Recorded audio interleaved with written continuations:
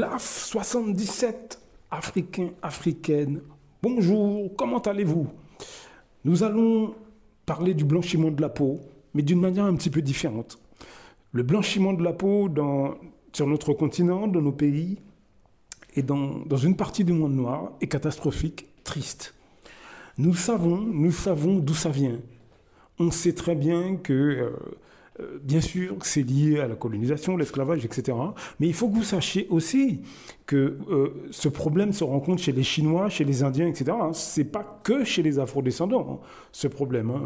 On focalise sur les Afrodescendants, mais vous avez des Indiens qui font la même chose, des Chinois qui se débrident les yeux. Je trouverai, je vous mettrai quelques audios là-dessus. Vous avez des Indiens qui se blanchissent la peau, etc. C'est pas que les Afrodescendants. Malheureusement, nous avons une partie de nos semblables, en tant qu'Afrodescendants, nous avons une partie de nos semblables qui ne veulent pas qu'on aborde ces sujets. Ils ne veulent pas, parce que eux, justement, ça va les mettre en lumière. Il faut savoir que ces complexes que nous avons chez nous, chez une catégorie d'afrodescendants, les complexes que nous avons, les troubles du comportement que nous avons, servent les intérêts d'une partie de nos semblables. C'est triste ce que j'ai à vous dire, mais c'est la vérité. C'est-à-dire que quand on aborde des problèmes psychologiques chez nous, dites-vous bien qu'une partie des afrodescendants eux-mêmes ne veulent pas qu'on parle de ça. Parce que lorsque nous sommes perdus dans nos problèmes psychologiques, ça les arrange eux. Il faut savoir que sur toute l'échelle sociale, les problèmes que le monde noir rencontre arrangent une partie des afrodescendants qui en profitent pour eux-mêmes. Sur toute l'échelle sociale également. C'est important. C'est important de le comprendre. C'est vraiment important. Si vous trouvez que le monde noir n'avance pas, dites-vous bien que ce n'est pas uniquement parce qu'il y a eu l'esclavage et la colonisation, etc. Oui, ce sont des facteurs, nous sommes d'accord. Mais il faut bien comprendre que depuis cette époque jusqu'au jour d'aujourd'hui, vous avez une catégorie des afrodescendants qui, eux, en profitent et ils font en sorte que ça perdure.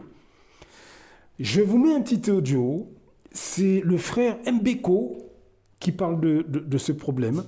Je vous laisse écouter, on en parle juste après. C'est des macaqueries. C'est des macaqueries. C'est là que tu vois le degré de sincérité des frères et des sœurs. T'as des gens, ils font semblant. La communauté afro, pour eux, c'est un marchepied pour se donner de l'importance, mais ils en ont rien à faire. Ouais, ça c'est vrai. Maintenant, ils font semblant, mais quand t'es dans les coulisses, t'es dégoûté du nombre de frères et des sœurs qui font semblant. Eux, en fait, ce qu'ils veulent, c'est juste exister. C'est pas le bien-être des frères et des sœurs qui sont derrière, qui sont dans l'anonymat, pour les aider. C'est pas ça leur objectif. Leur objectif, c'est eux, leur poche. Voilà les propos du frère. Et il a entièrement raison. Il a entièrement raison. Et ce sont ces personnes que j'ai investiguées sur ce type d'afro-descendants. Je le dis dans tous ces audios, pendant une vingtaine d'années. Suite à la lecture du livre Peau noire et masque blanc, je me suis rendu compte que, effectivement, bien sûr, l'auteur a raison, Frantz Fanon, il a entièrement raison dans son livre. Mais ce qui m'a le plus choqué, c'est que ça va même encore plus loin. Non seulement c'est d'actualité, mais ça va même encore plus loin, si vous voulez, que ça. Pendant des années, mais comme je le dis dans tous ces audios, mais vous avez des afrodescendants, mais qui ont un mépris pour le monde noir, mais qui dépasse l'entendement. Je vous assure, je le dis dans tous ces audios. Mais vous n'imaginez pas ce que font des Africains, Congolais, Togolais, Camerounais, des Martiniquais, des Guadeloupéens, des Guyanais, natifs ou d'origine, notamment en France, mais aussi dans nos pays. Aussi dans nos pays, vous n'imaginez pas jusqu'où ça va. Comme je le disais dans le dernier audio, ces gens-là, cette catégorie d'afrodescendants, parce que ce n'est qu'une catégorie, bien entendu. Vous avez compris que ce n'est pas tout le monde noir qui est comme ça. J'espère que vous avez compris dans tous mes audios que je ne généralise pas. Je dis bien que c'est une catégorie. Le problème, c'est que cette catégorie nous cause du tort. Mais vous n'imaginez pas. Vous n'imaginez pas les dégâts que ces gens-là font. Ces gens-là, comme je l'ai dit dans le dernier audio, ils se structurent en groupe, invisibles à l'œil nu, quand vous n'êtes pas dans leur milieu, vous ne savez même pas que ce type de personnes, ce type de groupe existe. Mais c'est toute une série, cette catégorie de personnes se décline en plusieurs profils, et chaque profil a ses tendances. mais des tendances qui sont matérialisées par des petits groupes d'amis. Ce sont des cercles, ce sont des milieux, par centaines de milliers de groupes. Si vous voulez, cette catégorie de personnes se décline en plusieurs profils, et ces profils ont leur groupe de prédilection, si vous voulez. Et j'ai été dans ces milieux-là, mais ça a tombé par terre. Comme je le disais dans le dernier audio, faites-vous inviter dans ces milieux-là, jouez le jeu. Jouez le jeu, laissez-vous inviter. À partir du moment où vous mangez, dansez, rigolez, sans vraiment réfléchir, vous allez être approché par ce type d'afro-descendants. Je vous assure. Faites l'expérience. Faites comme moi j'ai fait. Devenez un caméléon et enquêtez sur cette question-là pour bien saisir l'ampleur du problème. Mangez, dansez, rigolez, vous allez avoir accès à ces milieux-là. Tant que vous faites rire et que vous êtes manipulable, ils vont vous accepter, ces afro-descendants, Afrique, Caraïbes, etc. Ils vont vous accepter dans leur milieu. D'accord ? Donc, laissez-vous inviter.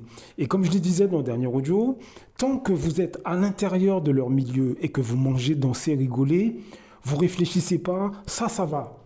Ça va. Et sur toute l'échelle sociale, vous rencontrez ce type de personnes, de groupes.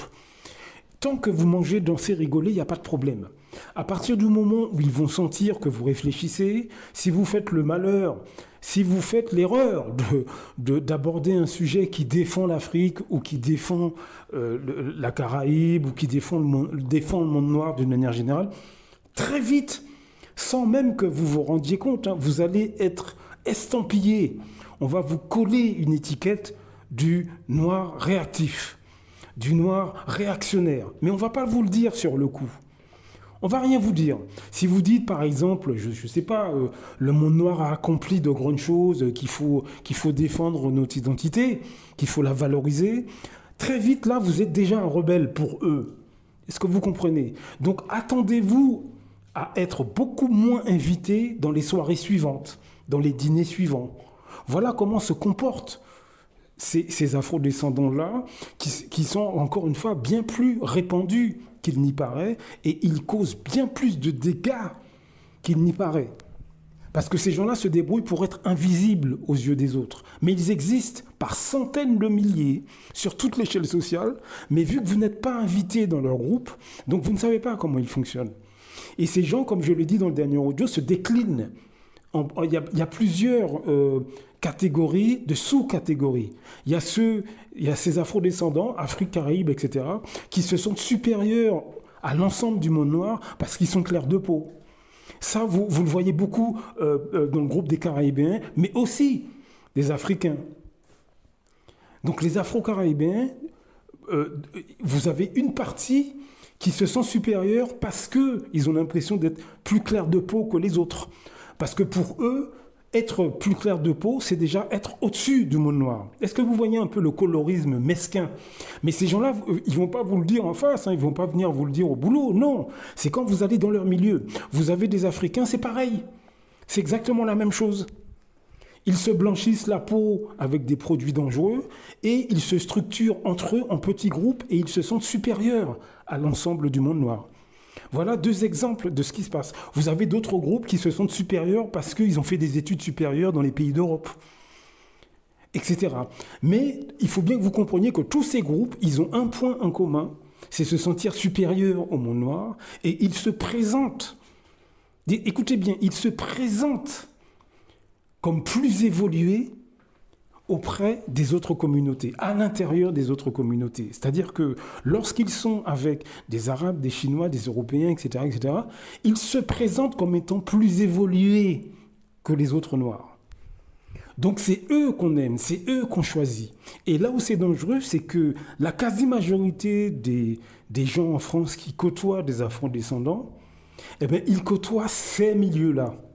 C'est ça que j'essaie de dire dans tous ces audios. C'est dans ce sens-là que ces gens-là créent beaucoup de dégâts. Beaucoup de dégâts. Je vous assure. Ces milieux-là, qui, soi-disant, écoutent du rap, du jazz, etc., parce que c'est ce que ces milieux font en plus. Il faut bien que vous compreniez, comme je l'ai dit dans le dernier audio, que ces milieux-là, ils veulent bien du monde noir, mais pour tout ce qui est festif. vêtements, coiffure, musique, ça va, ça c'est bon. Mais la philosophie du monde noir, les innovations du monde noir, l'intelligence du monde noir, ça ils s'en foutent, mais complètement. Ils crachent dessus, et ils crachent dessus, mais auprès des autres communautés. C'est comme ça qu'ils nous cassent, qu'ils divisent le monde noir, rabaissent le monde noir, de manière à se mettre eux en avant. C'est comme ça qu'ils procèdent. Voilà ce dont j'ai été témoin pendant une vingtaine d'années. Les gens que je vous décris, vous les croisez au boulot, ils sont à l'intérieur de votre famille, ils sont parmi vos amis, ils sont parmi les gens que vous croisez dans les rues.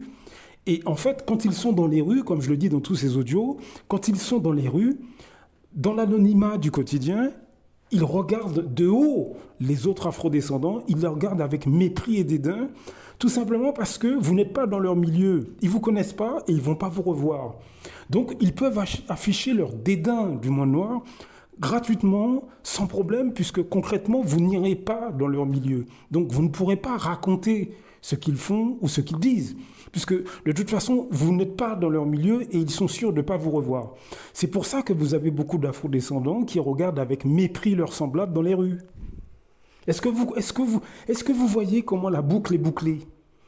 Eh bien, pendant une vingtaine d'années, j'ai exploré le milieu de ces gens, et ces gens, ce sont eux, cette catégorie d'afro-descendants, hein, eh bien, ce sont eux qui, au quotidien, depuis des générations, descendent le monde noir. Ils sont sur toute l'échelle sociale, hein, ce que je vous dis là. Les gens que je vous ai décrits dans cet audio sont principalement au niveau des masses populaires, mais au niveau de la classe politique, journalistique, que ce soit les politiciens africains ou bien les politiciens dans la Caraïbe, etc. C'est pareil, vous retrouvez les mêmes profils, journalistes, artistes, etc.